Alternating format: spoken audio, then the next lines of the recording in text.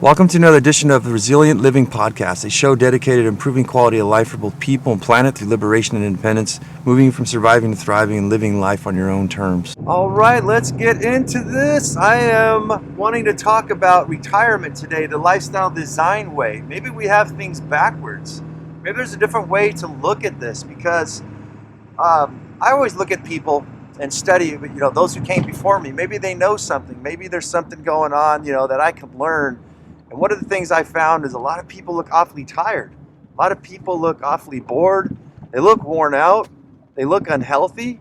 There's a lot of things going on where it just doesn't make sense to me. So I'm trying to figure out, what do I do with my life? How do I fix something like this? Is there even an alternative? And that's what I want to talk about today. So before we get in, excuse the background noise. I am actually not off on my job today. I am working, but I decided that I want to go work at the beach. So I'm kind of, people always start off their podcasts and they talk about personal stuff. I hate it. I don't like it. I'm like, just jump in and tell me the stuff, clown. But I thought I would just share because I'm excited. I haven't done this in, I think it's about 2 months where I just played hooky. I'm sitting here going, well, I'm already going to podcast. Might as well take people with me on the journey. But I'm going to do some TikToks later. If you guys know, it's the Resilient Living Podcast on TikTok. I'm going to show you guys the ocean virtually here on this day that I'm recording, and hopefully take you guys on a journey with me. But the journey today is about retirement. What could we do different? And one of the things that I look at is building some reputable skills. And because of a lot of people who are retired, it seems like they never sit around and really just do nothing. They always seem to be offering help at places, volunteer work and stuff like that. And there's a lot of stress in life. The last episode we did was about relieving a lot of stress. How can we, 5 ways to easy things that we can not have so much stress in our lives and alleviate those things. Well, you got to think when you're retired, there's a reason why old granny pants, and grandpa over there are counting every single pennies, because they really don't have an income coming in anymore. Now, it's easy for us, we're able to go to work, but when you're to that age, and hopefully you're not disabled like a lot of our senior citizens are, you really can't do much. So that's a very scary thing. That's stress in life. Those are things that I don't really care to live by. But what if we flip this around? What if everything could be done different? What if we looked at the fact that no matter what we do in life, we get really good at? You ever notice how there's old grandpappy knew how to carve a knife handle really well out of an antler? I don't know if people even still have those skills anymore, but a lot of people that, like some that come to mind that are older, not super super old, but old, is Hancock, and he's on the Joe Rogan podcast I was watching. Randall and Hancock were on there talking about global warming and about pyramids and stuff like that. And Jordan Peterson is another one. Graham Hancock's the first name I was trying to think of. Well, you look at these older individuals who've been doing something for 20, 30, 40, 50 years of their life. They become very professional, very good at what they've been doing. Unless if you're not, something's definitely wrong. But I think if that we were able to align ourselves with things that are helpful, useful to our society, or even just artwork and stuff like that. If you started painting for 40 years of your life on a canvas, I guarantee you're going to come up with some pretty good stuff. But gentlemen like Hancock and Randall and Jordan Peterson, there's even some in the permaculture realm that Jeff Lawton, stuff like this. These people work very hard for many years of their lives, and at the older age, there's people paying them for speaking engagements. A lot of people are interested in what does this person have to say that has been doing this thing for 40 years, 30 years, 20 years, for a few decades. There's some pretty interesting stuff. I think that when we look in contrast to somebody who's a machinist or something like that, I don't know. I don't want a dog. That's what I am. I do physical labor. I'm a master painter, roofer, coatings and things like that. I can do some really good stuff, some very intricate and hard to find problematic problems. I can solve them. That makes me money. But unfortunately, during I would think, in the future of my life, I'm not going to be able to crawl around rafters and rooftops and climb up ladders and paint, things like that, and get on my hands and knees. I really want to do those things for the rest of my life. but I could actually turn that around and actually teach people if I wanted to. I can open myself up a YouTube channel. So basically what I'm getting at is that instead of working your whole entire young life while you're capable of doing such things as I'm going to do, possibly go run on the beach and stuff, go for a hike, when you're older, if you're all brittle, you can't do those things. So it seems like we waste away the prime of our life working for retirement, and then when we retire, it's human. It's the human nature. Human beings need to do something. They can't just sit and live idly. A lot of people, I think, have a misconception of what's going on with retirement. How do I know this? I ask a lot of people who are retired, what advice could you give me? First of all, one of them they give me is save as much money as possible. Save as much money as possible used to work back in the day, but it doesn't really work now. Actually, in my opinion, what you want to do is invest that money. You want to do something with it. Otherwise, inflation is going to kill you. Can you imagine being retired and only having an allotment of money, thinking that maybe you can live, which a friend of mine suggests that he has $5,000 a month to live on. He says, if I can't live on $5,000 a month, then something's wrong. Well, inflation is going up on a lot of things, I think up to even 40% on building goods and things like that. How do you think that affects other things in our lives? So the stress that I see that a lot of people working their younger years and wasting their youth away when they could have been having adventure and stuff to talk about in the old and goldens, right? What do a lot of people say? Oh, back in the day, I used to this and I that, and a lot of them don't really have that many things to say, that many adventures because they were so busy working. So, yeah, the point is to look at all of this stuff and kind of learn what not to do. But what do you do? What do we replace that with, right? What am I saying? We do everything fucking different? Well, when I think about it, as I said, when you've developed those skills at reputable schools to teach other people, and you do something that you like, you would never actually have to retire. What if you were able to live your life, your younger age, accumulating these skills, learning things? I'm not saying do nothing and just fart around. What I am saying is that don't take life so serious when you're younger. Maybe you can enjoy that time with your children while they're young, right? Where you can teach them how to surf and skate and snowboard and hike and fish and hunt and whatever it is that you're wanting to do. Actually do stuff with them without throwing a vertebrae out when you're kicking a soccer ball, And not to say you can't do it when you're older. But what if we took that time and started accumulating? Because I don't know about you guys, I'm in my mid-40s. I started my own business, I think back when I was like 19 years old, 20 years old. And there was a lot of stuff I didn't know. And along the way, I started learning a lot of things about money, about sales, about interactions with people, and how to save money, how to manage money, how to make more money, how to market myself, how to close deals. And I am way better in my older age than I ever was in my 20s and 30s combined. I made way more money in my 40s, which I'm only mid-40s, guys, like 5 or 6 years, I can't remember how old, 45, 46. But in this past 6 years, I've made more money than my 20s, my 30s all combined. What's going to say is going to happen in my 50s if I keep this up? If I haven't taken life so serious, which I have not. Now, I know this sounds scary. It's a gamble, but hear me out. So if I made more money in 5 years than I did in 20 years of my life, what if I'm able to refine that down by practicing what I'm doing slowly? What would I be able to do in my 50s? Would I be able to make more money than my 20s, 30s, 40s, right? In 3 decades? What if we can make enough money for a big chunk of our money for our retirement later on in life? A lot of us have kids. I've got kids. I think a lot of you guys have friends, or maybe just things that you want to do. Starting off with children, they're only children for so long.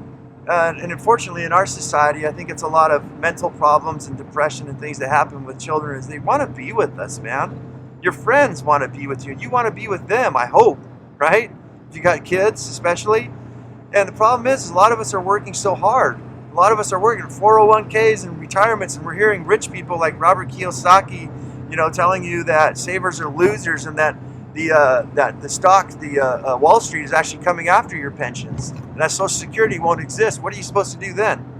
So what if we spend that time, like I've done, taking mini retirements and going off with my kids and camping for a month, 2 months, 3 months, taking them to places and having experiences that'll shape the rest of their lives, and for mine as well, to be able to get away and not be so stressed out and actually enjoy myself.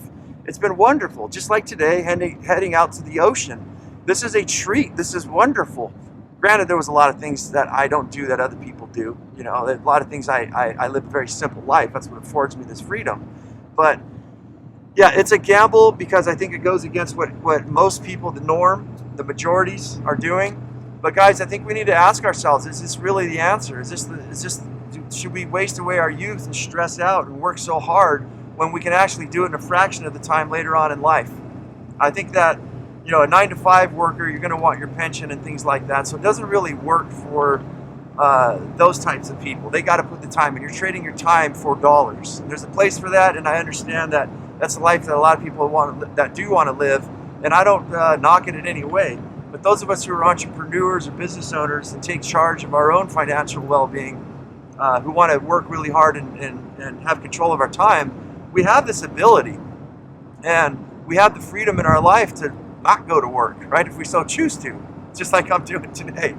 So a lot of the things, the time is things that money can't buy. There's a lot of experiences I've had in my life that I wouldn't trade for the world, especially the ones with my children, because now they're getting older and they're going to want to move on. Well, my oldest at least is going to move on. I do have a special needs kid, and I might have her for the rest of my life, so that's a different story, different day there.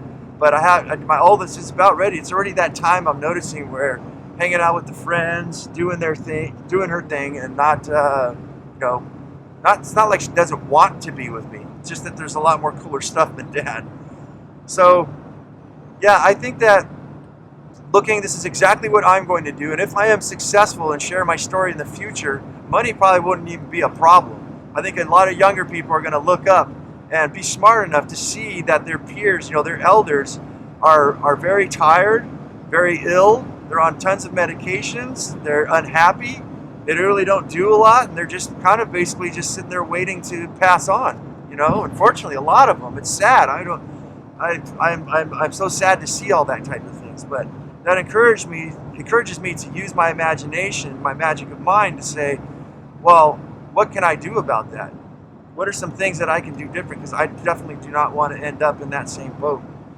So building those reputable skills, I think, like for me, my plan is I look at gardening as something that I know is going to give me exercise. I'm out in the sun getting vitamin D and the nutrients I need from planting my feet in the soil, from being grounded, and eating some of the most healthiest foods on the planet. Don't we need, our food should be our medicine should be our food? But what if I was able to take this thing, which I'm doing, and turning it into my business? So now, instead of retiring and starting a garden and eating my food and things like that, after the next 15 to 20 years from now, I will be one of the most master gardeners, especially with all the innovations and inventions I've made to gardening, that people are going to probably want to talk to me possibly for speaking engagements. They'll want to talk about how I postponed retirement to the later part of my life and killed it because I was really good. How did I make, say, $1 million in 5 years? Because I had a lot of people working for me. I learned how to designate, I learned how to design, and learned how to close deals. In fact, I did a little experiment to see, well, how much money could I make in a year? And to give you guys some context to this, this year of 2021, rewinding back to 2020, I was working on this one for a very long time. It was an experiment I did to see, can I make enough money for a year in advance of living expenses? And by saving money and doing a lot of different things, living below my wage, living essential and minimalistic-ish, I actually achieved that last year for 2021. That's why today I'm heading out to the beach. There's a lot of concern. Not to say that I'm lazy about it. I continue to work 2021 because I want to invest in certain things. I want to build things up, for myself. But I definitely do enjoy myself. I took off for a month and a half this year with my kids, as I say, on my mini retirements. And it's because I've designed my life that way. But doing this little experiment was like, wow, you can make a whole year's amount of money in advance. I've never even heard of anybody doing this, let alone talking about it. So thinking into myself and saying, are these things possible? What are the things I need to do? Let's implement it. If we fail, we fail. Well, we'll give it a good shot. And if we do, let's learn more and try it next year. Well, we finally achieved it. And guys, it is a wonderful, wonderful feeling. But what does that do? That inspires me to say, well, if I was able to do that, and granted, what I want to say too, this is also all by myself, a solo operation. I had help from nobody, by myself, by closing deals and getting some really high-end good work. I made that money a year in advance without any help. So that tells me that if I was able to employ a bunch of people doing the exact same thing that I'm doing now, that I'd be able to double, triple. I could put that at scale. I know what the numbers are now. So again, it is a gamble. A lot of things could happen, but having the experience that I have now, looking at it, I think this is 100% a go. This is 100% a go. And the way I look at it right now is I am in my mid-40s. My oldest daughter, as I said, I think she's going to fly the nest very, very soon. So maybe in the next 3 years. And once that's done and she has no more need for me, not to say she won't have any need, but she doesn't need to be around me anymore. She doesn't want to be around me. She's got her own life to live. I've equipped her with all these magical experiences and philosophies and things that we learned along the way, and just snuggling, loving each other, and tending to a relationship, a close relationship, hopefully, where my kids feel they can tell me anything, where a lot of parents have to hide things, children are hiding from them. I invested that time so that I've nurtured that relationship and put in my work. Now it's my time. Now that my daughter is going to leave, if she does, and she'll be gone, and maybe I'll get that one phone call a week or something, or a month, who knows? Now I can devote that time to myself, and that's been my plan, looking at retirement a whole different way. Now, let's just say, that I was able to clear $100,000 in a year, right, in advance. Let's just say, if I was able to employ that, do that same, by myself, mind you, in a decade, let's just say my entire 50s, if I continue farting off in my 40s like I've kind of been doing, in my 50s, by the time I'm 60, I can have $1 million in my pocket. That's not to say if I upscaled it, learning how to manage employees, learning how much I can sell, what's out there, what's the market like, what are the change-ups. So guys, that's what I look at, is having the power, and I'm super, super excited and very grateful for the time that I did spend with my children and myself, and taking the time to take care of myself so that I'm not crippled and old, practicing such things as yoga, which I need to do a heck of a lot more, working more on home-cooked meals and changing my diet, educating myself about health, educating myself about aging. I'm at the age now where I got a torn rotator cuff on my arm from doing physical labor for so long, and actually in wild riding bulls, jumping out of airplanes, surfing, snowboarding, skating, doing many, many dumb things in my life that I'm paying for now, but I don't regret a lot of them. They were lots of fun, but I noticed that I'm getting older now. And that's the kind of things that starts to get me to go, hey, maybe we should get our butts in gear, and we've had our fun. Now it's time to start really keeping up the maintenance on the self, both financially, spiritually, physically. All right, so man, I really went on a rant on that one there.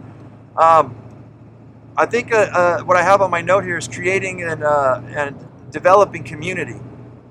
I noticed in my grandfather's life, what he had was lots of friends and stuff that they've known each other for a very long time. Was a lot of older guys who actually knew how to fix different things. One was a master union plumber, the other one was in telecommunications and electrical.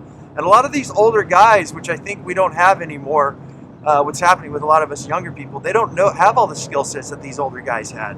My grandfather would be working on something, at his house with his satellite for his cable TV, and didn't really know what was going on. He'd call his friend Brad, who was in telecommunications and things like that, working for AT&T, I believe, and retired. He knew all about all the connections and everything. He'd come by and fix it. They'd curse at each other. It's fun man talk. Put each other down, put each other up, have coffee together, donuts, whatever, and then go home and take naps. But they had people to check in on each other. And I noticed sadly during old age, which a lot of my grandfather's friends were my friends, I noticed how a lot of them, a lot of their health started to turn. Somebody, one of the wives needed to end up in the hospital, so the husband or the wife, took the vice versa, would go to the hospital. They'd call up my grandfather, hey, could you come feed my parakeets, and our cat while we're gone for a couple of days. Don't know how long we're going to be in the hospital.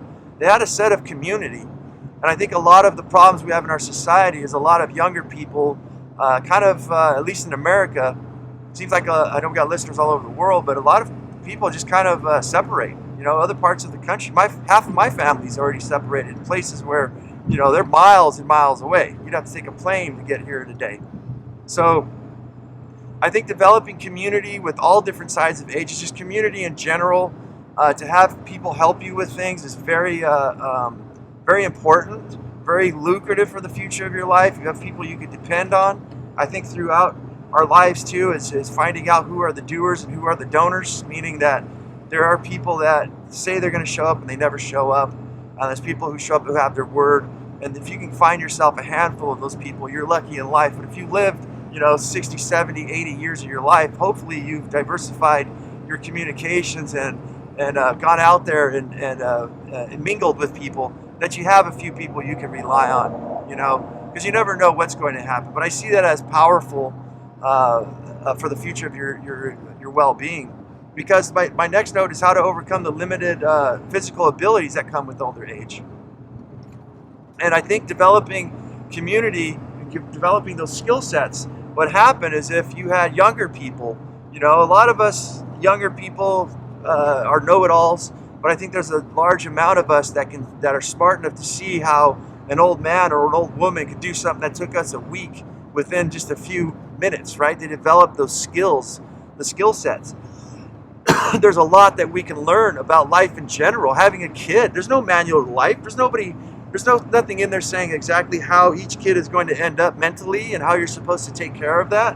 Where do you go? Hopefully you have elders to talk about those things who have experience. Maybe they raised 1, 2, 3, 4, if you're Russian heritage like me, 5, 6, 12. 12, yeah, guys, believe it or not, Russians like to make babies. But they've had that experience, and we've created that community and nurtured our relationships to where if I don't have parents to go to, I go to my aunt or my friend, or as I said, my grandfather's friends became my friends, and I'd ask them about relationships and retirement and how to make money. And to share one with you guys is that one of my grandfather actually said that, and it made total sense in business. He says, what I found after my 50 years of being a contractor was that the first crew is the one that actually just pays the bills, right? You get those guys working, consider the money that they make you, the revenue, just goes and pays for liability insurance, office, gas and all that. It's your second crew that's actually going to make you the money. I thought that was smart. I just sat back when he told me that and I said, wow, that is very interesting. Another old-timer friend of mine said a lot of people in business will charge for their time, they'll charge for materials, and pretty much that's like one of the big ones. One of the things he said that people don't do is charge for equipment. I don't care if it's a hammer, I don't care if it's an air compressor or a tractor or truck. You need to figure that into your bidding, because one day you're going to need to replace those things.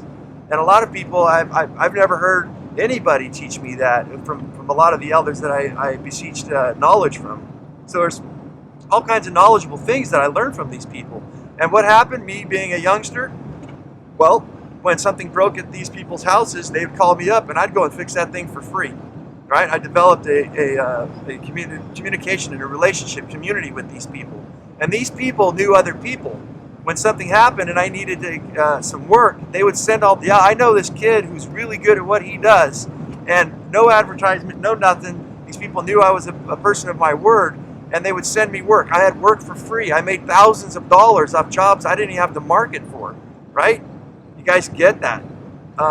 So being an elder, I look at for the future of myself as well, to overcome the physical abilities, is becoming that nurturing and that wise old person that's able to help the younger people. So that if you need something done, you can rely on them and you know that they're going to take care of it. There's equal value for value exchange. I think a lot of us, when we get older, we don't, if we're stuck with just one thing, that's not very useful, right? I mean, everything in this world can be useful, but if you get really good and you develop multiple skill sets, I think that it gives you the ability to help more people and to actually diversify when it is that you're going to and how you're going to retire. So we spoke about money.